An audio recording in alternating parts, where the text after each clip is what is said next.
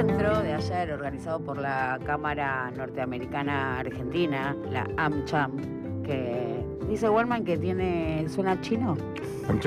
AmCham, a final de tango, AmCham, American Camera. Reúne a las empresas norteamericanas que operan en la Argentina y la preside hasta junio Facundo Gómez Minujín, hijo de Marta, que luego de 2 mandatos entrega la presidencia a la primera mujer que va a estar al frente de la Cámara. Una pregunta, porque no lo sé, ¿él es titular de qué empresa? De la JP Morgan. Él es la JP Morgan en Argentina. Que la JP Morgan en Argentina viene en un proceso de expansión. Esto lo marco porque viene en un proceso de expansión que viene de larga data. El proceso de expansión de la JP Morgan en Argentina no es un fenómeno del gobierno de Milei. La JP Morgan es uno de los principales bancos de inversión a nivel global. Y la JP Morgan viene en un proceso de expansión que no tiene su origen en el gobierno de Milei. Y esto lo marco porque uno de los reclamos de Facundo Gómez Minujín tiene que ver con la reforma laboral. Y lo cierto es que más allá, ¿no?, de las paritarias pisadas y del deterioro de los salarios, el tipo viene contratando mucho a nivel local, más allá de los vaivenes, ¿no?, de los distintos gobiernos. Esto como paréntesis. AmCham Summit. ¿Qué significa Summit? Porque está muy tipo save the date, te mandan tipo como agendate la fecha. Summit. Summit es cumbre. Es la cumbre de los empresarios norteamericanos en Argentina. Mucho título porque, por supuesto, estuvieron presentes el ministro de Economía, Toto Caputo, donde lo más relevante para la agenda mediática tiene que ver con los detalles que dio de esto del blanqueo. No dio muchos detalles, básicamente dijo que no era un blanqueo. La información que tenemos es que va a ser una especie de amnistía fiscal, un tapón, donde no se va a poder investigar para atrás. Por supuesto, tiene todavía que definir letras chicas para no quedar al fleje de la legalidad. Lo cierto es que como si es efectivamente una modificación sobre las declaraciones juradas de ganancias, lo puede hacer por decreto constitucionalmente, porque eso está normado por decreto. Pero en definitiva este es el título, todavía no hay. Lo cierto es que no hay decreto para habilitar este fenomenal impunidad fiscal, ¿no? Supuestamente es el jueves. Bueno, supuestamente es el jueves, por ahora nada más que títulos pomposos, y lo propio Javier Milei, que por supuesto hizo un show de stand-up con esto que marcabas vos al principio sobre la natalidad y muchos títulos que contaminan la agenda informativa. Porque lo interesante es ver cuál es la tensión, ¿no? Y estuvo muy atravesada por el resultado electoral del domingo, la cumbre, donde hay mucha preocupación, y esto es real, en lo más concentrado del círculo rojo, tanto el establishment local como internacional, sobre las características del gobierno de Javier Milei. Y esto se ve, o sea, es muy palpable en el reclamo por ficha limpia, que fíjate vos, estuvo en el acto inaugural, en las palabras inaugurales de la jornada de Jonagro, de la Confederaciones Rurales Argentinas, estuvo en las palabras inaugurales del acto de la Jabal Lubavitch, también la semana pasada, y estuvo en las palabras inaugurales del día de ayer. O sea, en los cónclaves del Círculo Rojo donde estuvimos presentes, abrieron con el reclamo por ficha limpia. Genera, por supuesto, mucha incomodidad la posibilidad de un acuerdo entre la Libertad Avanza y el kirchnerismo. Y en este denominador común, que el denominador común de todos los presentes ayer es un antiperonismo visceral, pero visceral, y esto no es opinión, esto es dato. Digo, el fantasma es que vuelvan los populismos. Por supuesto que eso los une, pero también tienen fuertes reclamos hacia un gobierno libertario que ven en un extremo tocándose con el kirchnerismo. O sea, esto de Javier Milei, la hegemonía libertaria de la centroderecha, porque sale sumamente fortalecido el domingo, les preocupa en estos términos, ¿no? Donde se visualiza la institucionalidad y los buenos modales. Ese es el punto. Bueno, buenos modales no hay que profundizar mucho porque por supuesto no cae nada bien su pelea con Clarín y La Nación, ¿no? Cuando se habla de buenos modales, básicamente se refieren a la embestida contra estas de 2 medios amplificadores justamente de los intereses de ese bloque de poder fáctico. Pero en términos de institucionalidad se pone más interesante la cosa, porque ahí los cuestionamientos vienen no solo a gobernar por decreto, que recoge el guante luego Guillermo Francos, que también estuvo presente. Esto no está reflejado hoy en los medios periodísticos, pero Francos recoge el guante y dice, escuché que nos reconocían algunos logros, porque esto también hay que decirlo, por supuesto que festejan el equilibrio fiscal, esto que se llama el ordenamiento de la macroeconomía, que lo cierto es que no, porque en este plan de gastamos menos de lo que ingresa, hay que ver la cuenta corriente en dólares y se están gastando más dólares de los que entran. Entonces, ningún ordenamiento porque en la cuenta en dólares estás deficitario totalmente. Pero esto que ellos llaman ordenamiento macro o achicamiento del Estado se celebra, pero como una suerte de, mira, aprobaste jardín de infantes, recién aprobaste el jardín de infantes, ahora vas a tener que hacer la primaria y la secundaria, y para eso hay que sentarse a estudiar y vas a necesitar al PRO. No se resignan a la muerte del PRO, hablan de un acuerdo con el PRO. De hecho, ayer uno de los delfines de Cristian Ritondo, que andaba por los pasillos, por el hall del coffee de Lancham, dijo así expresamente, digo, a nosotros nos sostiene a flote los acuerdos que tenemos con el sector privado. Entonces, ¿quiénes son las terminales del complejo agroexportador, las terminales políticas del complejo agroexportador? ¿Cuáles son las terminales políticas de los petroleros, ¿no? De los sectores dinamizadores o los que le pueden financiar esto que pide el gobierno, no el financiamiento, que entren los dólares, que la pongan, que inviertan? Las terminales políticas por ahora siguen siendo los del PRO y no los libertarios. Esto es lo que decía también un delfín de Ritondo. Digo, estos acuerdos nos mantienen a flote. O sea que el PRO también vive gracias a lo que se plantea, ¿no? En las cámaras empresariales, ayer precisamente en LAMCHAM, quienes le están poniendo el respirador artificial a un partido en disolución, el bloque de Poder Real asustado frente a lo que es el gobierno de Javier Milei con estos mecanismos. Hablan de seguridad jurídica, lo cierto es que, por ejemplo, ahí hay varios puntos en tensión, una desregulación total del mercado afecta intereses, estaban los de las maquinarias agrícolas muy afectados por la apertura de importación de máquinas usadas, esto que empieza a ser, bueno, un gobierno que no llega a todos los sectores, con lo cual Sturzenegger avanza y, por ejemplo, se lleva puesto Hugo Sigman, y Hugo Sigman es Hugo Sigman, es el dueño de los laboratorios, digo, Hugo Sigman.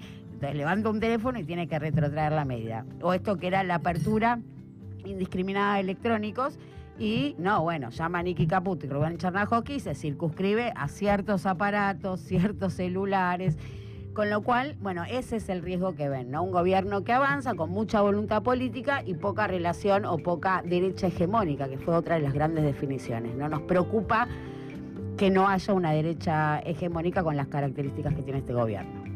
Sí, creo que en ese debate que se da está claro que las definiciones por parte de las piezas o los jugadores del PRO van directamente hacia esa alianza y definir más tarde o más temprano la forma de anidar y de consumar esa unión que le va a dar también algún sustento y algún basamento territorial, si vos querés, a la Libertad Avanza. Y en ese contexto, las contradicciones que vos señalabas, que se vieron también ayer en AmCham, entre los distintos sectores, aquellos que están siendo dejados de lado porque no tienen el gobierno ningún aviso de apostar a la producción y que indudablemente están siendo abandonados a la buena de Dios de alguna manera. Y en ese texto decís que no con la cabeza. No, porque creo que cuando definimos producción es muy amplio, entonces hay sectores productivos que funcionan muy bien. Lo que yo planteaba era básicamente, digo, la Libertad Avanza plantea la hegemonía de la derecha, no Sí. le quiere dar ningún espacio al PRO. La pregunta es si un partido político como el PRO sobrevive. Digo, más allá del armado de la provincia de Buenos Aires, que está claro que ahí va a resolverse. Estoy hablando más allá de la elección de la provincia de Buenos Aires, si un partido político se puede sostener o existir solo a partir de la necesidad de los bloques de poder que están pidiendo la existencia del PRO. Entonces, el PRO se muere, pero acá vemos una consecución de reuniones del Círculo Rojo donde dice el PRO tiene que vivir. Y se lo está diciendo a la Libertad Avanza. Entonces, si la Libertad Avanza dice, no, yo al PRO me lo voy a comer. Bueno, pero ahí tenés, esa es la tensión. Y en esa tensión tenés jugadores del PRO que tienen alternativas para salir por otra banda, como por ejemplo son Frigerio y Nacho Torres, que tienen estructuras propias, partidos políticos propios en la provincia, en los cuales pueden escindirse de esta estructura nacional del PRO para marchar por sí solos. Y este mismo debate que se da en otras regiones y en otros sectores. Aquellos gobernadores que no tenían una definición clara o están dentro de una alianza como Cambiemos, que ya desapareció, y estoy hablando en este caso de Poggi, que estuvo ayer en la Casa Rosada, y no tiene un lugar donde caerse muerto, una estructura nacional, y va a referenciarse en el polo de atracción que en estos momentos significa el presidente Javier Milei. Igual que los radicales, digamos, en el caso de Esdero, en el Chaco, que también es un aliado claro, o algunos que juegan a media punta y no terminan de tener una definición muy clara en ese sentido. Estuvo Raúl Jalil también ayer en paseando por los pasillos de AmCham. Tiene contactos con Cristina Fernández a través de Guado de Pedro, esto y Lucía Corpacci. Hay ahí todo una cuestión también a resolver dentro de algunos gobernadores. El otro caso es Maximiliano Puyaro, que también ayer estuvo presente reclamándole al gobierno nacional la cuestión de un Estado en el cual él se tiene que ocupar y no recibe absolutamente nada de nación. Las tensiones en estos momentos a nivel nacional con el gobierno nacional... En los armados, en lo que son los campamentos y los distintos campamentos. Pero volviendo a la relación con el bloque de poder real, donde, bueno, los armados provinciales no son no le importa tanto el futuro de Poggi, sino más bien cómo queda garantizada la estructura democrática para sus intereses. Digo, esto es lo que piensan. Digo, bueno, más allá de cómo resulte esto, ¿quién va a garantizar la estructura democrática? Entonces, Franco recoge el guante y dice, concedo que tenemos una constitucionalidad débil en esta consecución de decretos, pero porque no tenemos el número.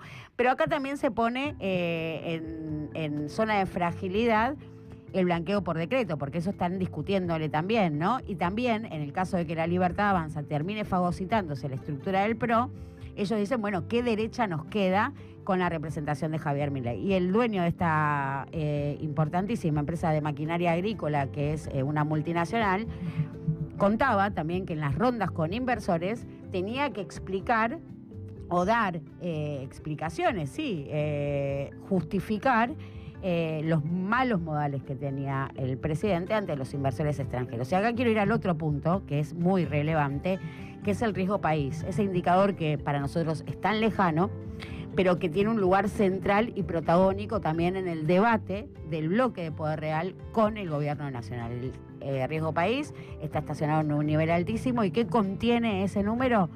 El costo del financiamiento, tanto para el Estado Nacional como para las empresas privadas. Ayer Caputo explicó, reconoció y confesó explícitamente que este esquema se sostiene a deuda. ¿Qué dijo? Yo no necesito comprar reservas con los dólares del Banco Central, porque yo puedo aumentar reservas con el mercado de capitales, o sea que esto es financiamiento externo, y con el endeudamiento de las empresas. Y allí celebró un endeudamiento de Pampa Energía, que ayer emitió obligaciones negociables, a una tasa del 8% en dólares. Es una tasa altísima, altísima. Está pagando, poniéndose en zona de riesgo. Hay que ver ahí, digo, si se puede afrontar después el pago de intereses en dólares al 8%. Tema aparte, pero justificando esto de yo voy a aumentar reservas. Entonces ahí Minujil le dice, bueno, pero ¿cuándo vamos a entrar al mercado de capitales? Y él dice, en octubre. Siendo optimista. Octubre, después de las elecciones, siendo optimista. Y ahí vuelve a entrar el juego de la institucionalidad, claro, ¿no?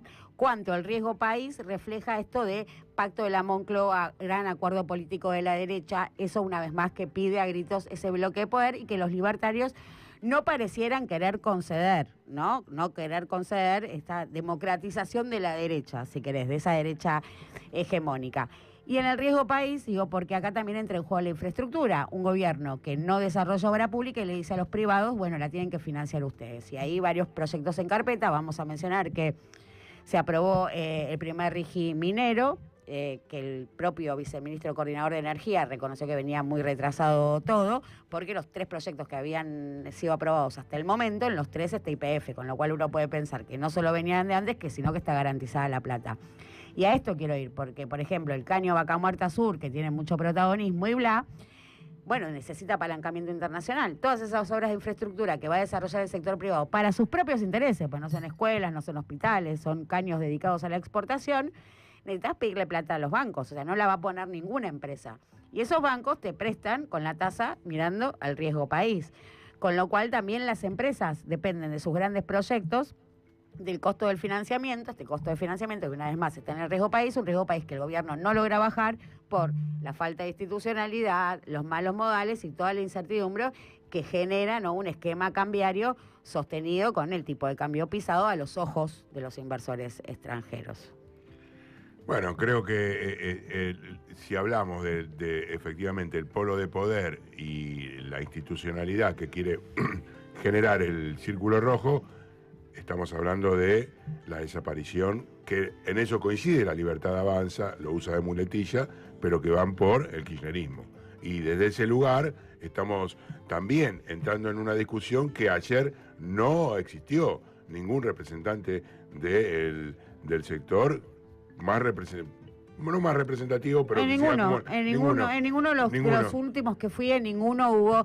Antes había, ¿no?, una cuota de peronismo que se cumplía. Por ejemplo, en la exposición de Economía, Finanzas e Inversiones estaba previsto que el cupo peronista, iba a decir femenino, porque en realidad mataban dos pájaros de un tiro, era Victoria Tolosa Paz. En este caso, Raúl Jalil, ¿no? Esos peronistas diluidos, si se quiere, sí, pero sí, peronistas en zona de disolución o por lo pronto profundamente antikirchneristas. Peronistas que se sabe que son profundamente antikirchneristas porque por más que vos me digas que Raúl Jalil habla con Guado Pedro habla con Santiago Caputo y Santiago Caputo no es kirchnerista y creo que Santiago Caputo hasta por ahí es más kirchnerista que Raúl Jalil. Pero entendiendo de vuelta, ¿no?, poniendo las palabras claves de la tensión entre las terminales políticas de los poderes fácticos, los libertarios no llegan a abrazar ese reclamo que tiene que ver básicamente con la institucionalidad y lo que les está costando financiarse.